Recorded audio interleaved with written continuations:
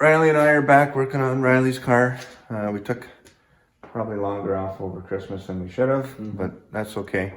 Back to work. Back to work. We did get an order of some parts here. We'll show you guys what we got here to keep going with the build. So first thing we got here is a radiator.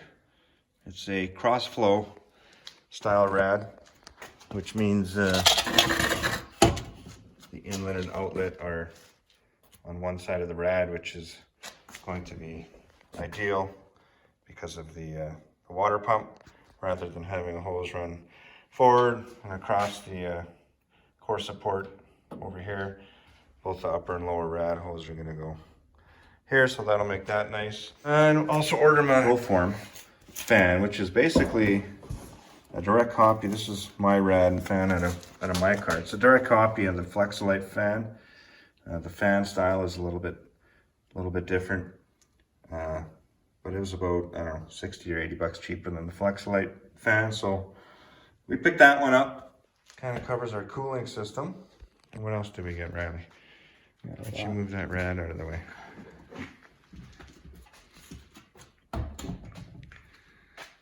So yeah, the rad was Riley's Christmas gift from Mom and Dad. So. The tranny cooler. A tranny cooler. Easy peasy. Yeah. We'll just have to make a couple straps to hang that in front of the radiator, and that'll be done.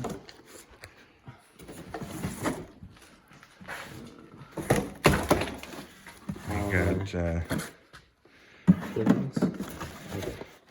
this is 255 liter per hour fuel pump kit. Comes with a new screen and new hose and whatnot. I'm gonna get a grommet kit just because you never know when you need a grommet. These are all the fittings he needed for the fuel system. Just straights, some 90s. I think we got everything. The fittings for the transmission cooler lines. We got a Summit brand fuel pressure regulator. This is the same one that we use in the shit horse. It's the same one that Mike got for the Sonics thing. It's boost reference, so that means one day we're gonna have to try that out. I'll be ready. But not this year. Yeah, all the fittings. Just again, the same inline fuel filter that we have on the shit horse. We got the fuel, or the Dash 6 line. If I'd have done it over again, I might have just gone with the 8, because then we're done. It's more than enough for what he needs right now, but if he ever, like I said, steps up to some boost, we'll probably have to upgrade that fuel line and the fittings, but we didn't. And the other thing we got was the water pump. So now the motor's basically all bolted up and everything's good there. The other thing over the holidays we were doing is, you saw in the last video with Riley's car anyway, that Mike's been helping us plugging away at the wiring. The engine bay is pretty much done.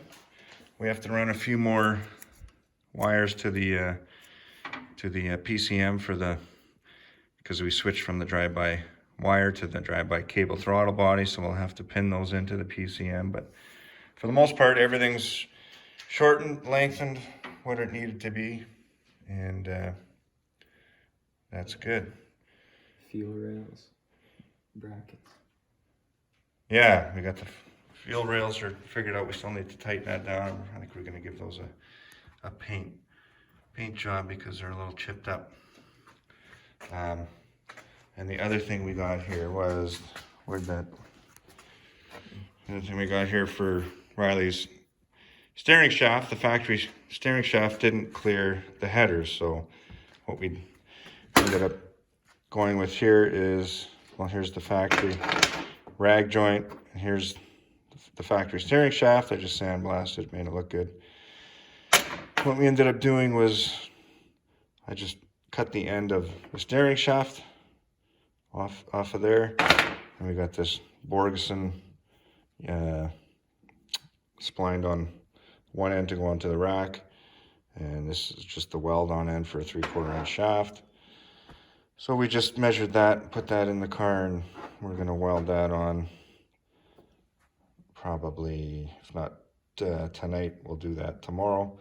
And then once the steering shaft is good and in, we can put that header on that side, and that'll be taken care of. All right. Oh, what else do we got? We got the starter. We're gonna put the starter in. If you can believe it or not, this starter's from the junkyard. Where's your other starter? I think it's under the solvent tank. When we pulled the motor out of the Avalanche originally, that's the shit horse one. When we undid the the bolt for the solenoid, it broke. Which, whatever, no big deal. Probably just dried and cracked from overtime or whatever, but it broke. So I went to the junkyard, I don't know, a few weeks back, found another, even actually smaller diameter starter, which I thought would be good with the headers and all that. And it had a good solenoid on it, and we were installing that onto the engine block. And as Riley was tightening up the nut, of course, well, I don't have it with me, I left it as a cord, but of course this solenoid broke again. So we went today and got another solenoid because, I don't know, I wanted a fresh plastic piece that wasn't dry and brittle and ready to crack. So we'll put that on and get the starter in.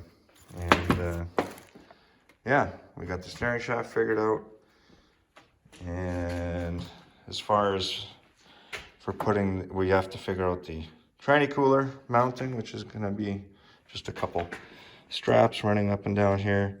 And the rad bracket that we're getting.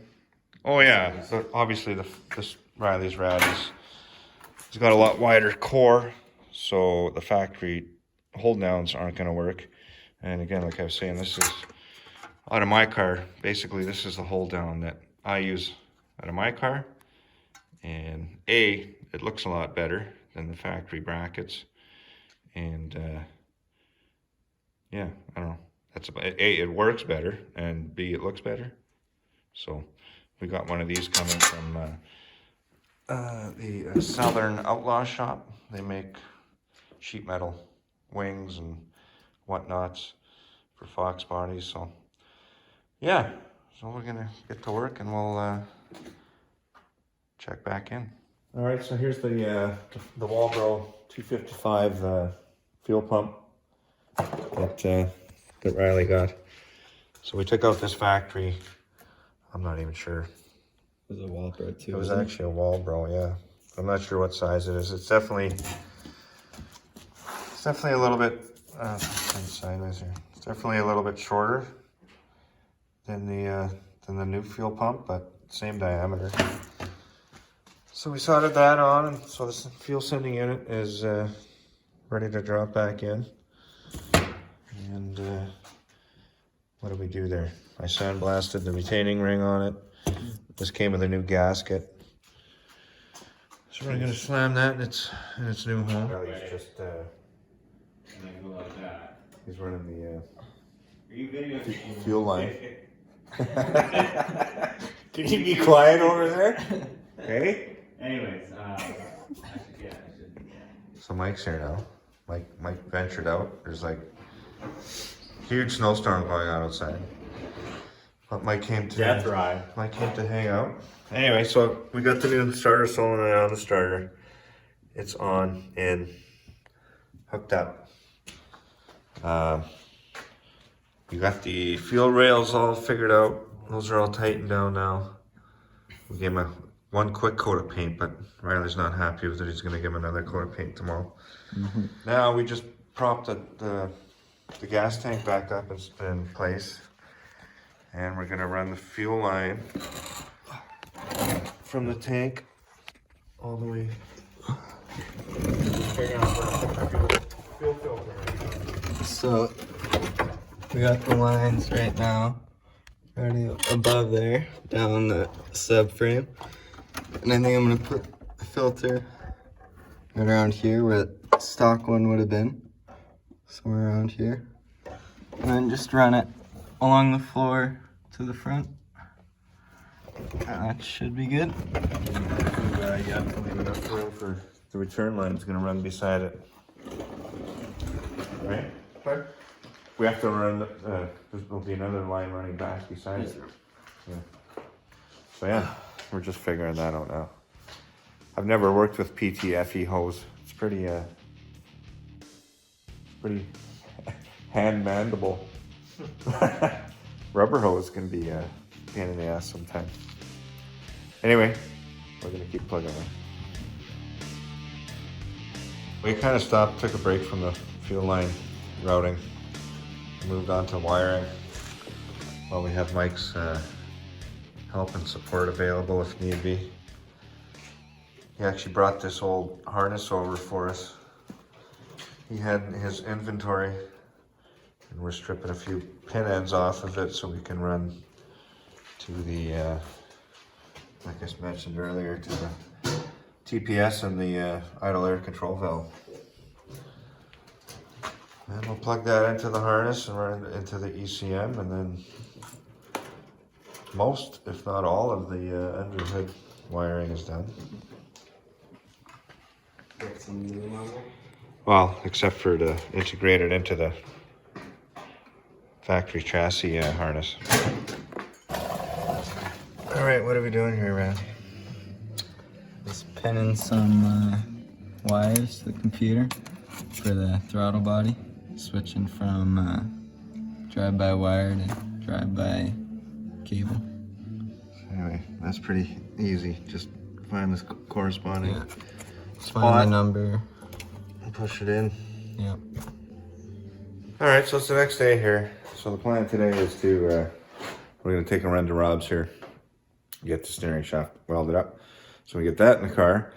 Problem being, as we mentioned last night, is, I don't know, I can't even see my driveway. So we're kind of blowing over here. So I'm gonna go get some gas for the snowblower, which I haven't had to use this year, but we're gonna get some gas for that and snow blow a path through the driveway. So yeah, let's go do that and jump in the CRV here, which is actually pretty fun in the snow. Yeah, plow through the snow here.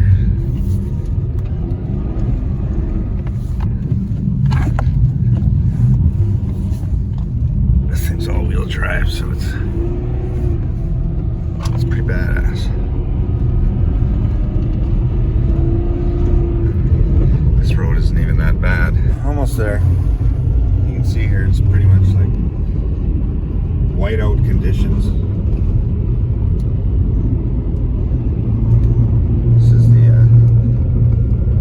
This is our test strip road that we always make the videos down when we're testing out the cars. And these are some noisy tires. Hashtag country living. Just coming into Lockport here, the old petrol can. Interesting tidbit about Lockport is it's the home of the world's best hot dogs. It's our claim to fame out here. So we'll get a couple bucks for the gas for the blower and get blowing. So we got it gassed up here. It's an Toro 421. Stock bottom end. I haven't used this thing in a long time. I don't even think I used it once last year. Give it some prime.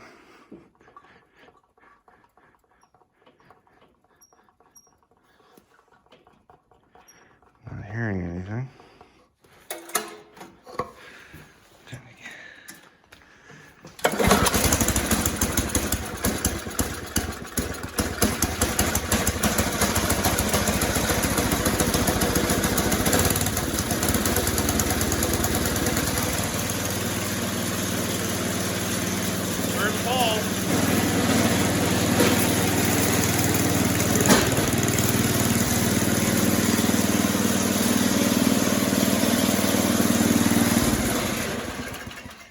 All right, it's ready to go.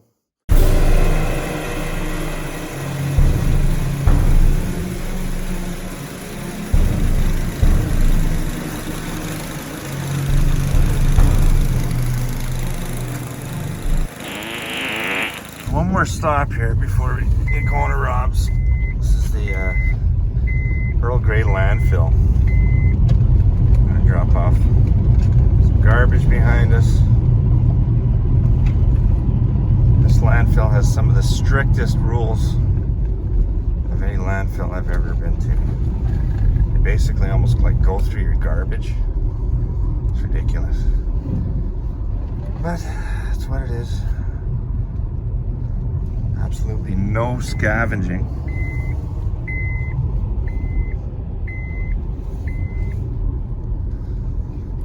Pretty quiet at the old dump today. All the snow. Alright. Do some business here. Alright, now we're at Home Depot here. And all we're here for is some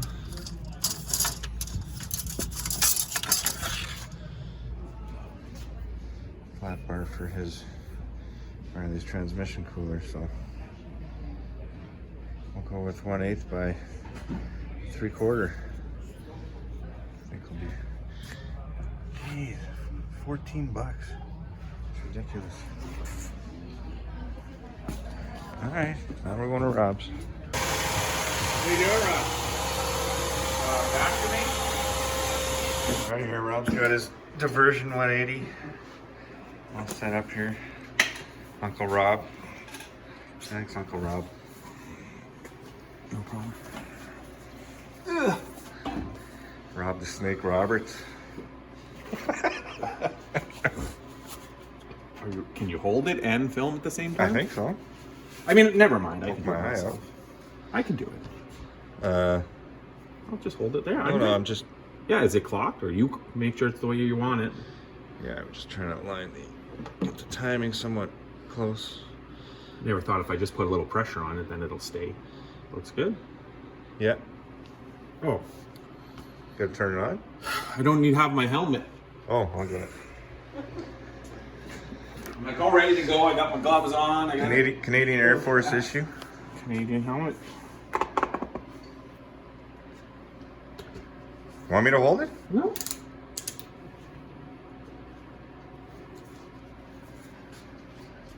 TIG weld montage.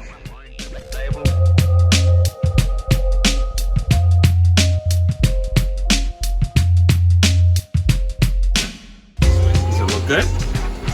Like angle good? Like everything looks Yeah. okay from your end? Before I start welding, it's just a little tack to hold her in place.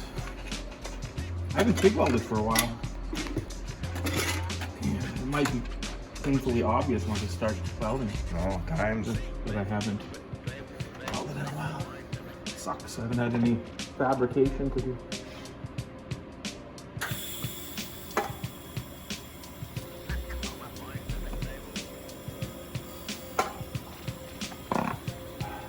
It does that sometimes.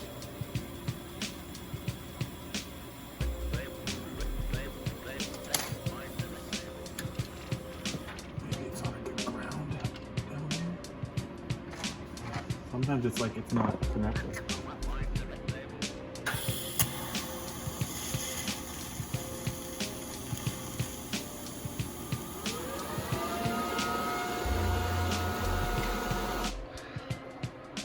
I'll weld it up. Give her a coat of paint. And then we can get that steering shaft on. We can put that side header on. Thanks, Rob. And then she's ready to go. No problem. Well, now we're at Dollarama. Mike's This is a got, pretty good deal though. $4. You get 2 brass and 2 stainless. Stainless is good for TIG welding. So I'm gonna get them. $4 only. Make sure you wear your eye protection when you use it though. I got the ultimate drinking game. Solo. Snake for Randy. Yes. Oh, is that a pride snake? Gaze. It's the gayest snake ever. Yeah, look. You go like this. What the hell? Extra. his true color. Yeah. Shows its true color. This is when he's hiding. Not that there's anything wrong with that. You should wear that around your neck.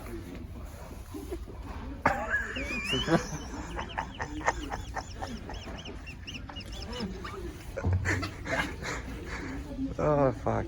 Sunflower. Banana! Banana! Oh, they got all kinds of them here. This guy with the hat. Okay, so we're back here after the other day's shenanigans here. Came back from Rob's. Gave the shaft a quick coat of paint so it looks good. And we're just gonna make sure that fits right here. I guess we need to grab the header too, because we have to put them in at the same time. Yeah. So grab the driver's side header over there.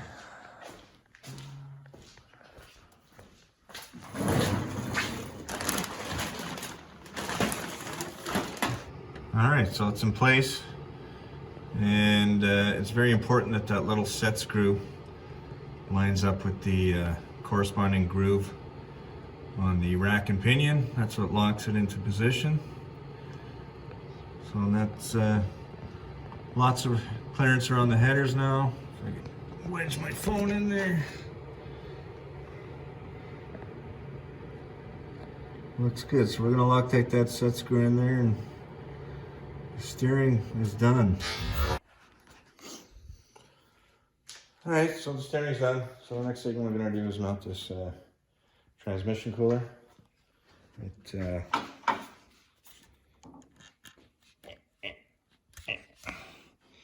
comes with -6 lines, and that is gonna go.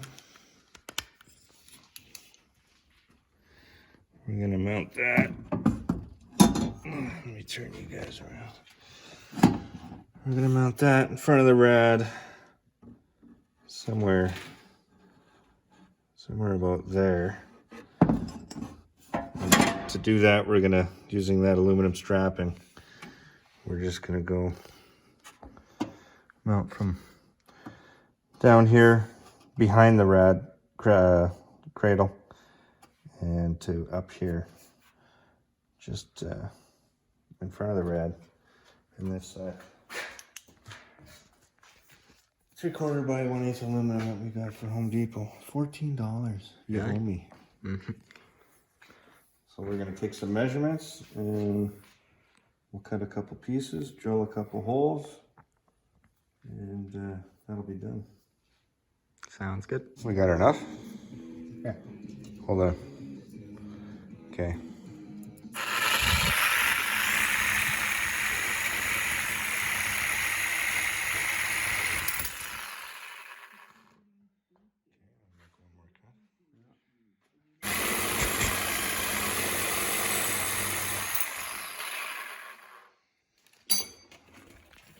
Now we'll take them out and we'll just radius these edges just a bit with a flap wheel. Safety first around here.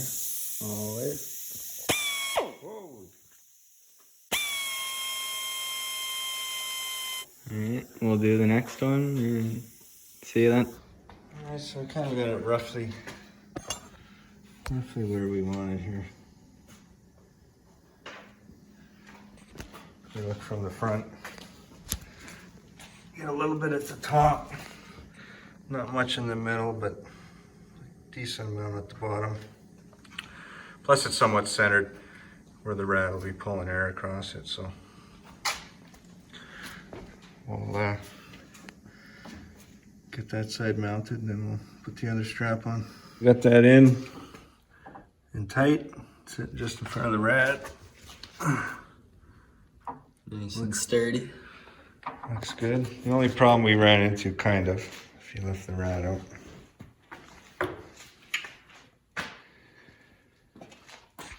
is on the fitting ends here. It's going to be difficult or impossible in the current configuration to get a fitting on here. So all we're going to do is just space the cooler out a 1/4 inch or so off these mounting brackets here, and then we'll be able to get the fittings on, no problem. So that's one more thing out of the way. Yeah. But I think that's going to wrap up this video. Thanks for watching. Yeah. Who, me? Yeah. Yeah, what are we going to do next? We have a small issue with the transmission lines. We put the fittings in the transmission, no problem, but the AN fitting ends, they're actually a little too long to even start. They interfere with the trans tunnel on the floor. But once they're threaded on, they should be okay. So I think what we need to do is drop the transmission cross member, get it out of the way, pull down on the transmission and kind of lower the transmission, screw those AN fittings on, and then put it back. Lift it back up.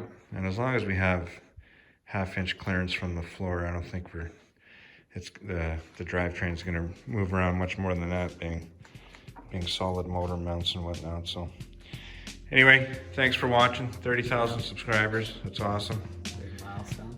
And catch you later.